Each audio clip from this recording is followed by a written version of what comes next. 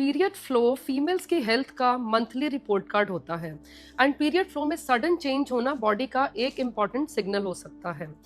लेकिन बहुत बार लोग या तो पैनिक कर जाते हैं या फिर कंप्लीटली इग्नोर कर देते हैं। Every change is not serious but every change can not be ignored at the same time. नमस्कार, मैं हूं doctor Ekta Bajaj, senior consultant obstetrics and gynaecology. और आज इस वीडियो में हम बात करेंगे कि पीरियड फ्लो चेंज क्यों होता है, कब होता है और आपको कब मेडिकल अटेंशन की जरूरत है। तो चलिए समझते हैं पीरियड या मेंस्ट्रुअल फ्लो क्या होता है। ये एक हार्मोनल प्रोसेस है जिसमें यूट्रस की इंटरनल लाइनिंग शेड होती है जब प्रेगनेंसी नहीं होती। एंड नॉर्मल फ्लो यूजुअली 3 से 7 डेज तक होता है एंड साइकिल लेंथ 21 से 35 डेज तक होती है।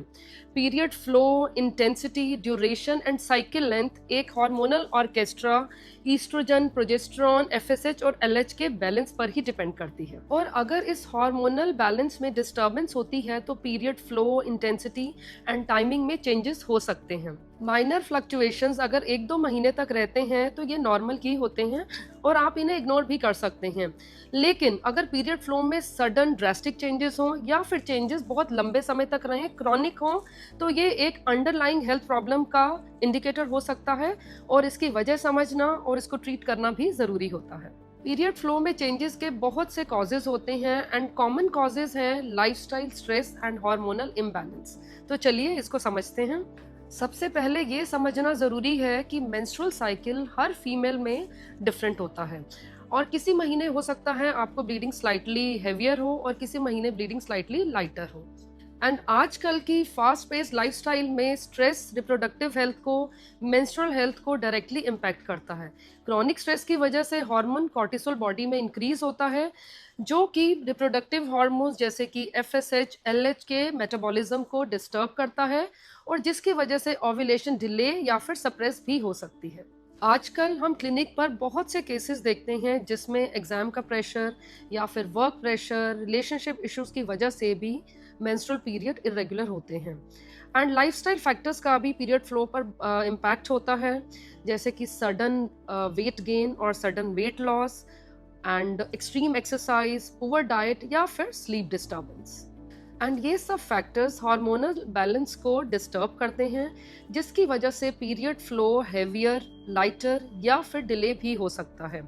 स्ट्रेस और वेट चेंजेस की वजह से फंक्शनल हाइपोथैलेमिक एमेनोरिया भी होता है। ये एक ऐसी कंडीशन है जिसमें पीरियड्स टेम्परेरली स्टॉप हो जाते हैं।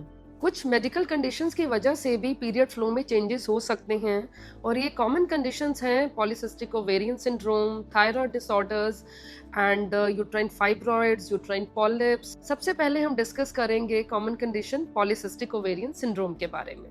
पीसीओएस रिप्रोडक्टिव हेल्थ की विमेन में सबसे कॉमन हार्मोनल डिसऑर्डर है एंड पीसीओएस में ओवरीज एक्स्ट्रा एंड्रोजन प्रोड्यूस करती हैं जिसकी वजह से हार्मोनल इम्बैलेंस होता है एंड पीरियड इरेगुलर हो सकते हैं। इसके कॉमन सिम्टम्स हैं irregular bleeding, delayed periods, heavy bleeding, इसके अलावा weight gain and excess androgen की वजह से एक्ने एंड हिर्सुटिज्म की प्रॉब्लम भी हो सकती है and you might face difficulty in conceiving. Uterine fibroid and uterine polyps की वजह से भी इरेगुलर पीरियड या पीरियड फ्लो में चेंजेस हो सकते हैं। यूट्राइन फाइब्रॉइड यूट्रस का मोस्ट कॉमन ट्यूमर है और ये मेजॉरिटी केसेस में नॉन कैंसरस होते हैं एंड यूट्राइन फाइब्रॉइड की वजह से pelvic pressure, pelvic pain, heavy bleeding, irregular period हो सकते हैं और कुछ केसेस में ब्लीडिंग इतनी ज़्यादा होती है जिसकी वजह से अनीमिया भी हो सकता है।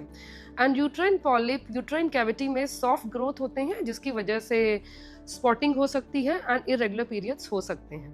थायराइड डिसऑर्डर्स की वजह से भी पीरियड फ्लो में चेंजेस हो सकते हैं। थायराइड हार्मोन्स मेंस्ट्रुअल फ्लो को डायरेक्टली इम्पैक्ट करते हैं। हाइपोथायरॉयडिज्म या फिर हाइपरथायरॉयडिज्म, दोनों ही कंडीशन में पीरियड फ्लो में चेंजेस होते हैं। हाइपोथायरॉयडिज्म कॉमन कंडीशन है और इसमें periods usually heavy and prolonged रहते हैं एंड हाइपरथायरॉयडिज्म में पीरियड्स लाइट या फिर डिले होते हैं।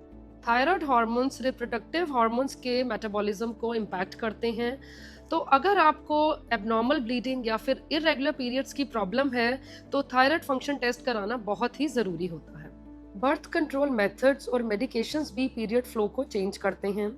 Hormonal birth control pills patches, injectables या फिर इंट्रायूट्राइन डिवाइसेस, इनको यूज़ करने से या फिर स्विच करने से भी पीरियड फ्लो में चेंजेस हो सकते हैं।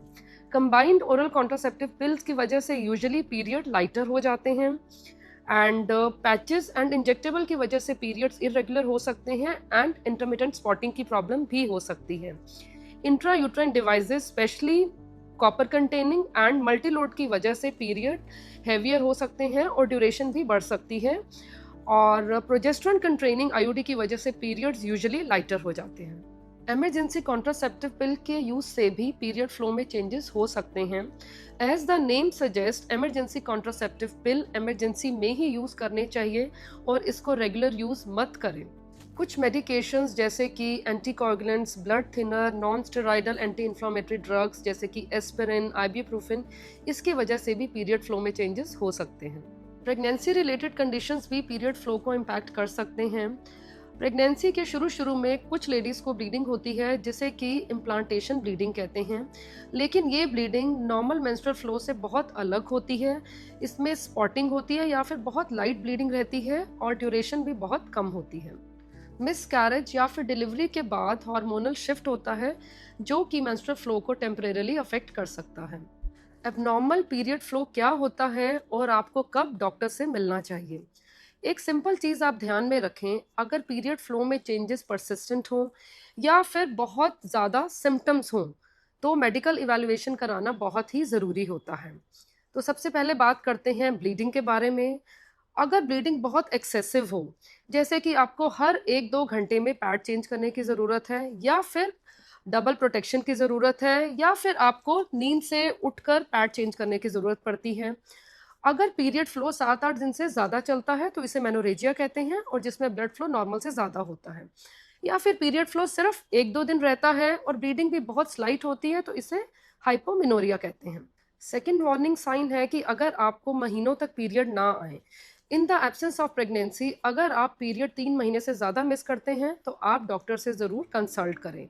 पीरियड के साथ आपको कुछ और सिम्टम्स जैसे कि intense pelvic pain, pelvic pressure या फिर नोजिया, वॉमिटिंग, चक्कर आना और ऐसी कंडीशन हो जाए कि आप अपनी डेली एक्टिविटीज़ भी ना कर पाएँ, तो ये अंडरलाइन कंडीशन जैसे कि फाइब्रॉयड, पॉलिप, एंडोमेट्रियोसिस या फिर पीआईडी और इन्फेक्शन का कारण हो सकता है। तो आप अपने सिम्टम्स को इग्नोर ना करें और डॉक्टर से ज़रूर मिलें।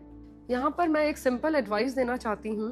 पीरियड फ्लो को एक इम्पॉर्टेंट वाइटल साइन की तरह ट्रीट करें जैसे कि हार्ट रेट या फिर ब्लड प्रेशर, क्योंकि ये पीरियड फ्लो आपकी रिप्रोडक्टिव हेल्थ या फिर ओवरऑल हेल्थ का इम्पॉर्टेंट इंडिकेटर है।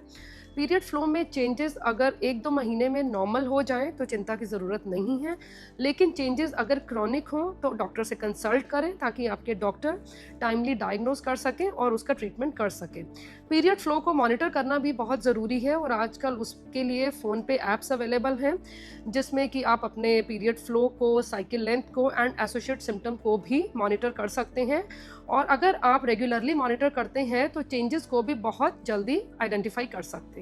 You should listen to your body and body के सिग्नल्स ही बेस्ट हेल्थ इंडिकेटर होते हैं, इन्हें इग्नोर मत करें। तो अगर आप कभी भी पीरियड फ्लो में क्रॉनिक चेंजेस महसूस करते हैं, चाहे फ्लो लाइटर हो या फिर हैवियर हो या आपके पीरियड्स पेनफुल हो, तो ये किसी अंडरलाइंग हेल्थ कंडीशन की वजह से हो सकते हैं। तो ऐसे में आप अपने डॉक्टर से ज़रूर कंसल्ट करें। अगर आपको ये वीडियो अच्छा लगा हो तो अपने फैमिली फ्रेंड्स के साथ शेयर करें, और आपके अगर पीरियड फ्लो से रिलेटेड कुछ भी सवाल हो या एक्सपीरियंस हो तो कमेंट बॉक्स में शेयर करें।